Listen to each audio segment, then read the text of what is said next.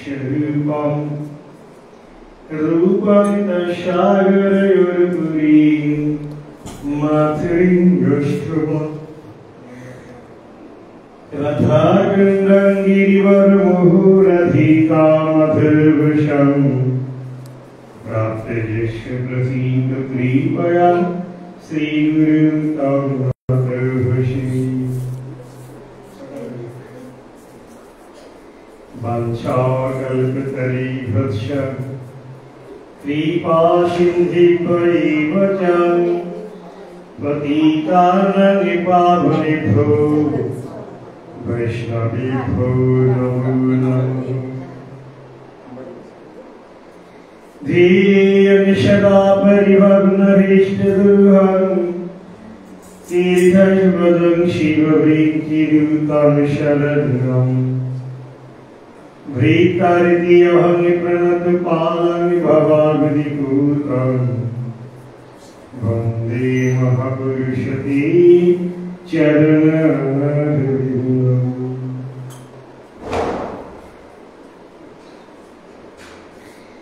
हे कृष्ण करुणा सिन्धु दीनबन्धु जगत्पते गोपेश गोपिकान्त राधाकान्त नमोऽस्तुते। तप्त काञ्चन गौराङ्गी राधे वृन्दवनेश्वरी वृषभानुसुते देवी प्रणमामि हरिप्रिये। श्रीकृष्ण चैतन्य प्रभु नित्यानन्द श्री अद्वैत गदाधर श्रीवासादि श्री गौरी भक्तवृन्द। हरे कृष्ण कृष्ण कृष्ण हरे हरे हरे राम राम राम हरे हरे। निताय गौर प्रेमानंदे गौर हरे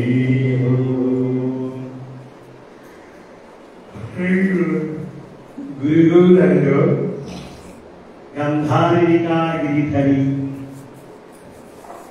श्री कृष्ण चैतन्य महाप्रभुजीर अपार करुणा कटाक्षेर आलोके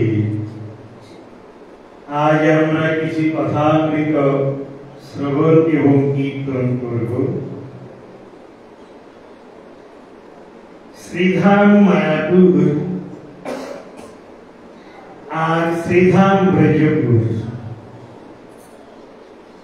শাস্ত্রে বলছে মায়াপুর আর ব্রজপুর এই দুইয়ের মধ্যে কোনো ভেদ নেই। এক গৌর লীলার অপূর্ব মূল কেন্দ্র আর একটি কৃষ্ণ লীলার অপূর্ব কেন্দ্র। ভগবান শ্রীকৃষ্ণ অপূর্ব রূপে এই কৃষ্ণপুর অর্থাৎ ব্রজপুরে লীলা করেছেন আর ওই ভগবান কৃষ্ণ এবং নিত্যাশক্তি স্বরূপা রাধা ঠাকুরানী মিলিত হয়ে গৌরচন্দ্র রূপে গৌরধাম নবদ্বীপ মন্ডলে লীলা বিলাস করেছেন। যদিও ভক্তিবিনোদ ঠাকুর একখানে বর্ণন করেছেন ব্রজমন্ডলে অবস্থানকারী ব্যক্তি নিশ্চয় অপরাধের সম্ভাবনা রয়েছে, কিন্তু গৌরধামে অবস্থানকারী ব্যক্তি নিশ্চয় কোনো অপরাধের সম্ভাবনা নাই। পরে নরোত্তম ঠাকুর বর্ণন করেছেন এই যে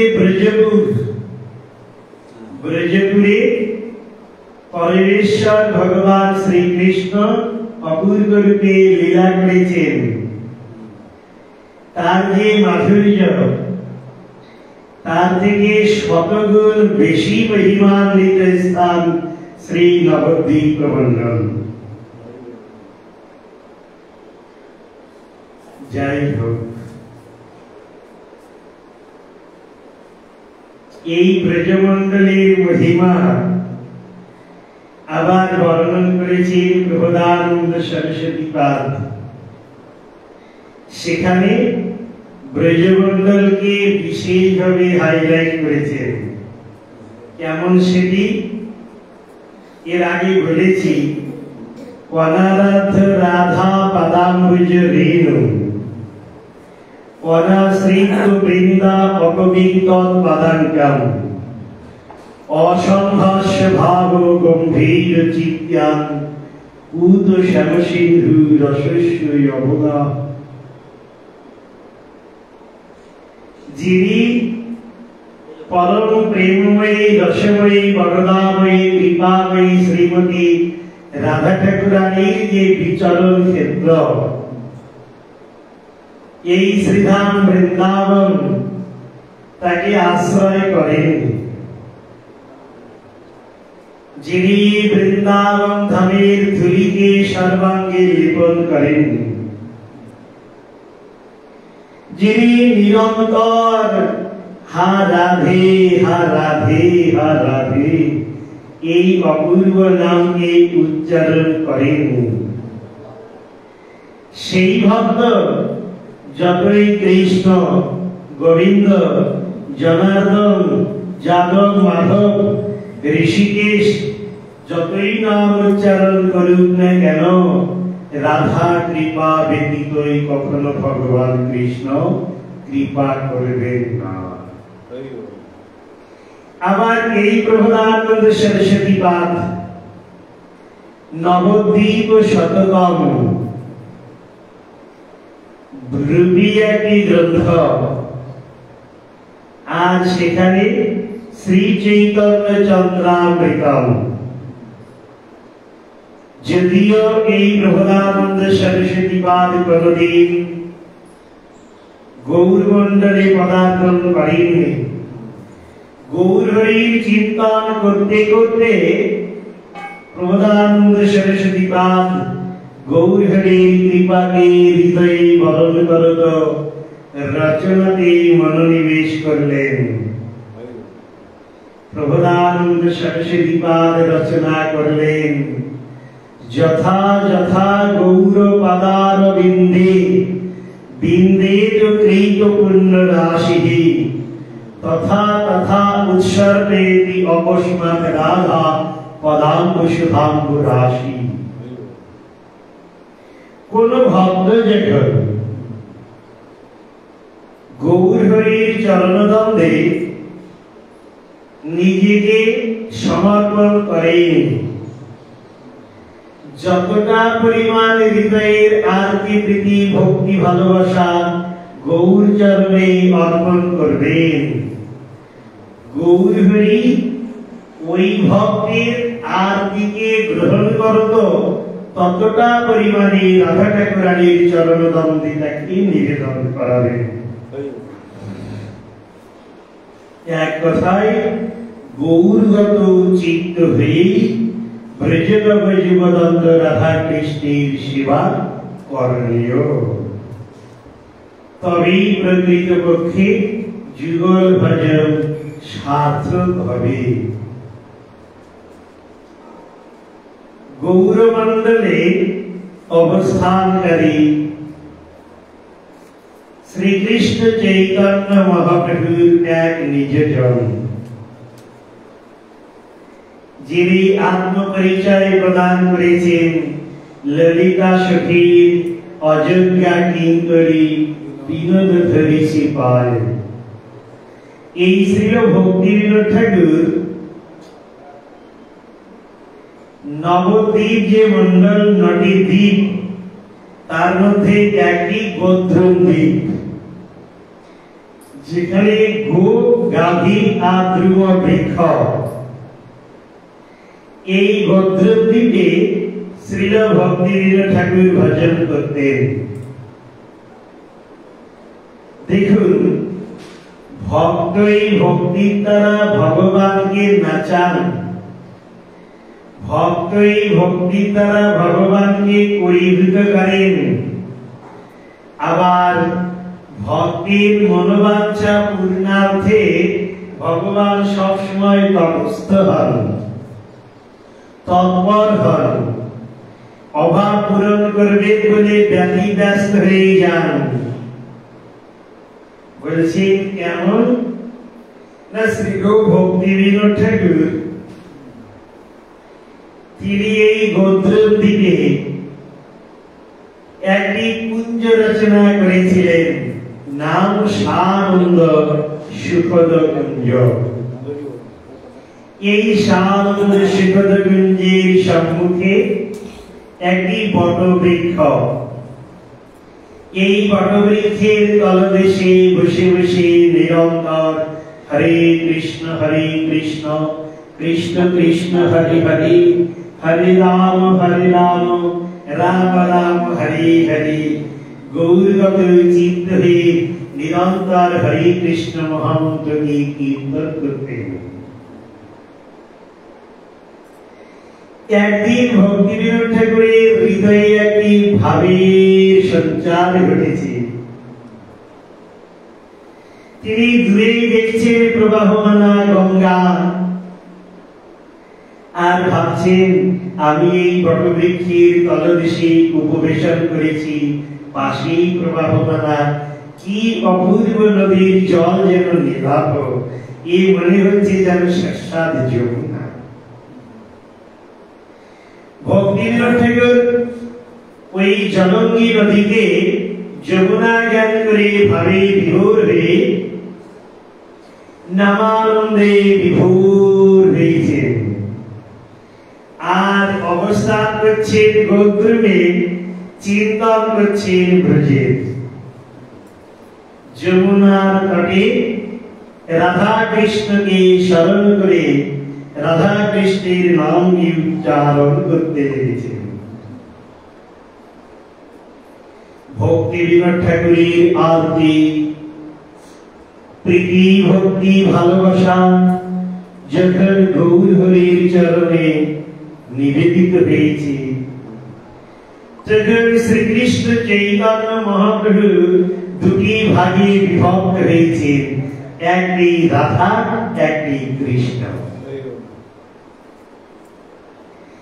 এবার ভক্তিবিনোদ ঠাকুরের সম্মুখে এসে নাটের গুরু কৃষ্ণ অপূর্ব রূপে ডান্স করতে লেগেছেন। ভক্তিবিনোদ ঠাকুর একটু দৃষ্টিপাত করে আবার অক্ষি যুগল বন্ধ, চোখ বন্ধ করে নামানন্দে বিভোর। ভগবান কৃষ্ণ বলছেন, আরে ভক্তিবিনোদ, শিব বৃন্কে নূতন শরণ্যম ভৃত্যার্থ্যহং প্রণত পালনে ভবাবিমূতম বন্দে মহাপুরুষতে চরণারবিন্দম। যে আমার চরণদ্বন্দ্বকে শিব, ব্রহ্মা, নারদ, কপিল, মনু, ব্যাস, অনন্ত দেবতা, ঋষি, মুনি, তপস্বীগণ কাতর স্বরে প্রার্থনা করে আমার চরণদ্বন্দ্বে হদিশ পায় না, আর সেই কৃষ্ণ আমি তোমার সম্মুখে অপূর্ব রূপে নৃত্য করলাম, একবার একটু মস্তকে উঠবালে না, প্রণত হলে না? ভক্তিবিনোদ ঠাকুর বলছেন, আরে কৃষ্ণ শোনো, আমি যে শ্রী কৃষ্ণের চরণে আমার এই মস্তকে নত করি না। কৃষ্ণ বলছেন, আরে অনন্ত দেবতা, ঋষিমুনি, তপস্বী করজোড়ে কাতর স্বরে প্রার্থনা করে আমার কৃপা পাবে বলে, আর এর সম্মুখে নৃত্য করলাম, এ বলছে সব কৃষ্ণের চরণে আমার মাথা বিকাই না। এ কেমন বড় ভক্ত, কি সিদ্ধান্ত নিই, কোন রসে রসিক, কেমন রসপাত্র এই ভক্তিবিনোদ। তখন ভগবান কৃষ্ণ জিজ্ঞাসা করছেন, আরে ভক্তিবিনোদ, তুমি কোন কৃষ্ণের চরণে তোমার মস্তককে নত করো? তখন বলছেন, যে কৃষ্ণের কোমরে কোমর বন্ধ, যে কৃষ্ণের চরণে অপূর্ব নূপুর যে কৃষ্ণের গলদেশে বৈজয়ন্তী মালা, আর যে কৃষ্ণের শিরে শিখি গুচ্ছ, এ বলা মাত্রই ভগবান কৃষ্ণ ইচ্ছা মাত্রই কর্তুম অকর্তুম অন্যথা কর্তুম সমর্থ ঈশ্বর। একবার নিমেষের মধ্যেই চরণে নুপুর, কোমরে কোমরবন্ধ, পীত বসন, গলে বৈজয়ন্তী মালাম, আর শিরে শিখি গুচ্ছ। এবার ভক্তিবিনোদ ঠাকুর এক পলক দেখে আবার চোখ বন্ধ করে হরে কৃষ্ণ কৃষ্ণ কৃষ্ণ হরে হরে, হরে রাম রাম রাম হরে হরে। ভগবান কৃষ্ণ বলছেন, আরে ভক্তিবিনোদ, তুমি যে প্রার্থনা করেছিলে আমি তো সেই অপূর্ব রূপলাবণ্যময় ভগবান রূপে তোমার সম্মুখে প্রতীয়মান। তখন ভক্তিবিনোদ ঠাকুর বলছে, আরে কৃষ্ণ, তুমি তো আধা অর্ধেক, তুমি পূর্ণস্য পূর্ণ নও। যে কৃষ্ণের বামে তার নিত্যাশক্তি রাধি শক্তির প্রকাশ মূর্ত বিগ্রহ রাধা ঠাকুরানী নাই, সেই কৃষ্ণ অর্ধেক, আমি পূর্ণস্য পূর্ণ ভগবান যুগল কিশোর কিশোরীর চরণেই মস্তকে বিকার। ইচ্ছা মাত্রেই ভগবান কৃষ্ণ হৃদয় থেকে তার নিত্যাশক্তি শ্রীমতী রাধা ঠাকুরানীকে প্রকাশ করলেন। যুগল কিশোর কিশোরী দর্শন করে ভক্তিবিনোদ ঠাকুর প্রণত হয়ে বলছেন, শ্রী রাধা কৃষ্ণ পদ কমলে মন কেমনে রহিবে চরম শরণ। যদি শ্রীল ভক্তিবিনোদ ঠাকুর একজন ডেপুটি ম্যাজিস্ট্রেট ছিলেন, এইরকম ইংরেজ আমলে একজন চাকরি করা ব্যক্তি কেমন ব্রজনভুজীবদন্দ রাধা কৃষ্ণকে বশীভূত করেছিলেন? কারণ ভক্তির দ্বারা ভগবান বশীভূত হয়ে যান। ভক্তির মনোবাঞ্ছাকে পূরণ করবেন বলে ভগবান ব্যতিব্যস্ত হয়ে পড়েন।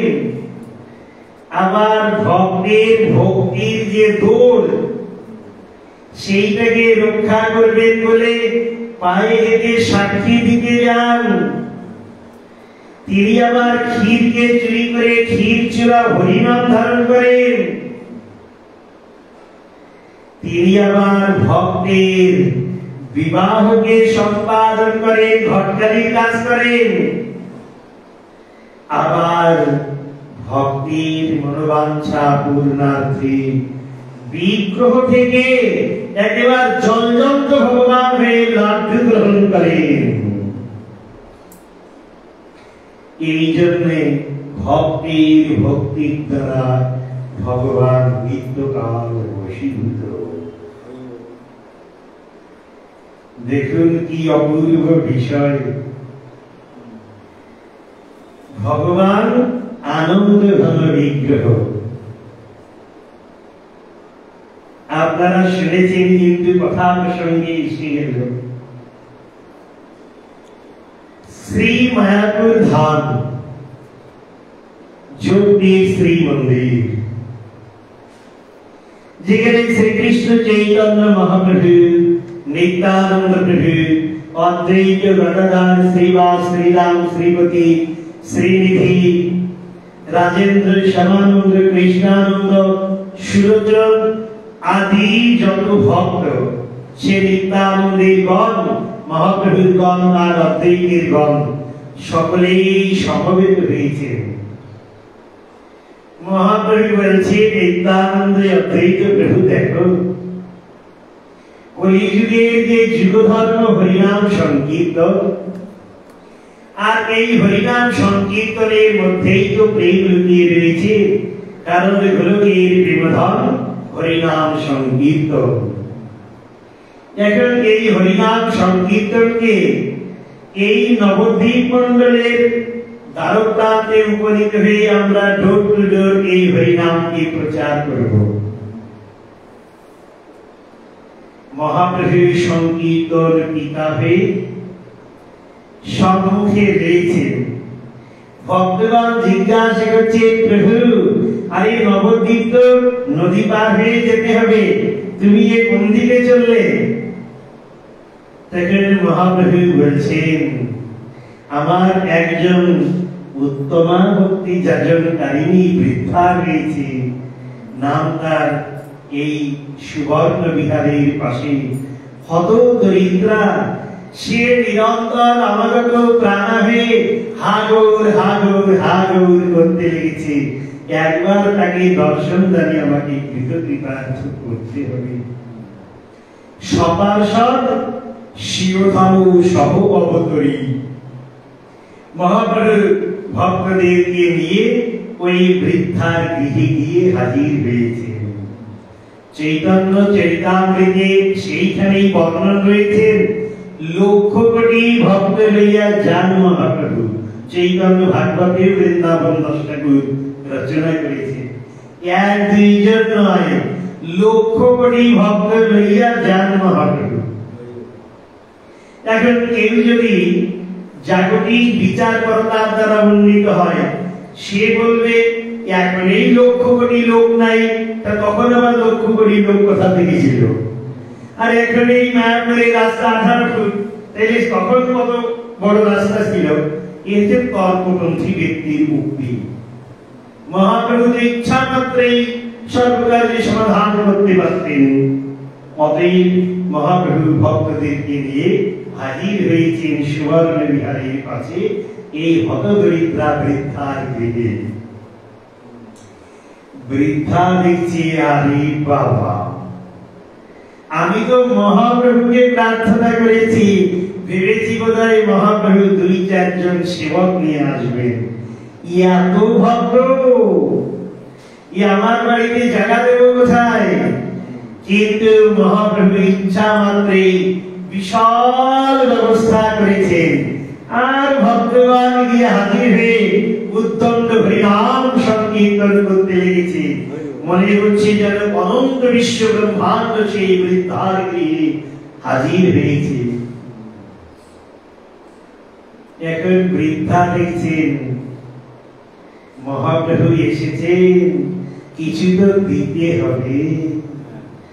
কিন্তু আমার ঘরে তো একটি আম্র গুটিকা রয়েছে, পাকা আম, এত ভক্তকে কি করে দেব? একই কাজ করি, তস্মিন তুষ্টি জগৎ দুষ্টম প্রিমিতি প্রিমিতাং জগৎ। অতএব এই যত যত ভক্ত তার মুকুটমণি মহাপ্রভু, অতএব মহাপ্রভুর হস্তে অর্পণ করি। মহাপ্রভু দেখলেন আজ এই ভক্তদেরকে পরীক্ষা নিয়ে এদের মধ্যে যে সংশয়, তাকে মুক্ত করে আমি যে সত্যি কলিযুগের ঈশ্বর সেটিকে প্রমাণ করাবো। মহাপ্রভু আম্রফলটিকে নিয়ে সঙ্গে সঙ্গে আস্বাদন করতে লেগে যাবেন। ভক্তরা দেখছি মহাপ্রভু কেমন কৃপণ, দেখুন তো, আমরা এত ভক্ত, আমাদের যে ভোজনের ব্যবস্থা নাই, নিজেই ভোজন করতে লেগে গেলেন। কিন্তু মহাপ্রভুর হৃদয়ের ভাব তারা কি করে জানবে? মহাপ্রভুর উদার যে বৃহত্তম, তার লীলাতে উদারতায় পরিপূর্ণ। মহাপ্রভু ওই আম্র গুটিকার সেই অপূর্ব সেই রসালো আমটিকে গ্রহণ করে সিড গুটলে বীজ সবাই উদ্দণ্ড হরে কৃষ্ণ করতে লেগেছে। আর মহাপ্রভু সবার সামনে ওই গুটলিটাকে ছুঁড়ে মেরেছে, বলছে এই বীজ অঙ্কুরিত হ। বলা মাত্রই অঙ্কুরিত হয়েছে। আরে বৃদ্ধিপ্রাপ্ত হ, বৃদ্ধিপ্রাপ্ত হতে লেগেছে। আরে একবার ডালপালায় পরিপূর্ণ হ, সঙ্গে সঙ্গে ডালপালায় পরিপূর্ণ হয়েছে। আরে ফুল ফলে সম্ভারে পরিপূর্ণ হ, সঙ্গে সঙ্গে একবার ফুল ফলে পরিণত হয়েছে। আরে পরিপক্কতায় পর্যবসিত হও, সঙ্গে সঙ্গে আম একবার পেকে গেছে। মহাপ্রভু আম গাছের পাশে গিয়ে সুন্দর করে নাড়া দিতে লেগেছেন, আর নিতাই গৌর হরি বল। ভক্তগণ আদরের সঙ্গে ওই আম্রটিকাকে আস্বাদন করতে লেগেছেন। ভক্তগণ দেখছেন মহাপ্রভুর একই বিচক্ষণতা। মহাপ্রভু একটাকে আস্বাদন করে এই লক্ষ লক্ষ ভক্তকে আস্বাদন করালেন। এই মহাপ্রভুর মধ্যে কি সেই অপূর্ব শক্তি! আর ওই বৃদ্ধা দেখছেন একই রঙ্গরস, একই জগন্নাথ মিশ্রের নন্দন, সচিমায়ের পুত্র গৌরহরি, একই অপূর্ব অভিচিন্ত লীলা কল্লোল বারিধি আমার গৃহে সেই রচনা করেছেন। সে অপূর্ব রূপে মহাপ্রভুর চরণে পতিত হয়ে চিন্তন করতে লেগেছেন। আর মহাপ্রভু সকলকেই সেই প্রেমরস আস্বাদন করিয়েছেন। কলিযুগ পাবনাবতারী শ্রীকৃষ্ণ চৈতন্য মহাপ্রভু কাউকে ছাড়েননি। আবাল বৃদ্ধ বনিতা সকলের উপর মহাপ্রভুর দয়া। এই জন্যই সর্বদামোদর গোস্বামী বলছেন, হেলো ধরিত খেয়ে দয়া, বিষ দয়া, প্রণমিলিত আবো দয়া, সাম্যশাস্ত্র বিবাদ দয়া, রস দয়া, চিত্তার্পিত উন্মাদয়া, শস্যদ ভক্তি বিনোদয়া, সমদয়া, মাধুর্য মর্যাদয়া, শ্রী চৈতন্য দয়ানিধি তব দয়া ভূয়ানন্দ উদয়া। যদি আমরা শ্রীকৃষ্ণ চৈতন্য মহাপ্রভুর দয়ার ভিখারী হতে পারি, তবে মাধুর্য মর্যাদয়া, ওই ব্রজনগ জীবদন্তের অপূর্ব সেই মাধুর্য প্রেম, এটি শ্রীকৃষ্ণ চৈতন্য মহাপ্রভুই অকাতরে হৃদয়ে প্রদান করে আমাদেরকে যুগল ভজনের মধ্যে সমর্পণ করাবেন। অতএব এই দামোদর মাসে আমরা রাধা দামোদরের কাছে প্রার্থনা করব, শ্রীকৃষ্ণ চৈতন্য মহাপ্রভু আমাদের উপর যেন নিত্যকাল দয়া প্রসন্ন হন। বাঞ্ছা কল্পতরী ভ্রশ কৃপা সিন্ধি প্রণীবচ পতিতানাং পাবনেভ্যো বৈষ্ণবেভ্যো নমো নমঃ। হরে কৃষ্ণ কৃষ্ণ কৃষ্ণ হরে হরে, হরে রাম রাম রাম হরে হরে। নিতাই গৌর প্রেমানন্দে গৌর হরি জয় জয় শ্রী রাধেশ্যাম।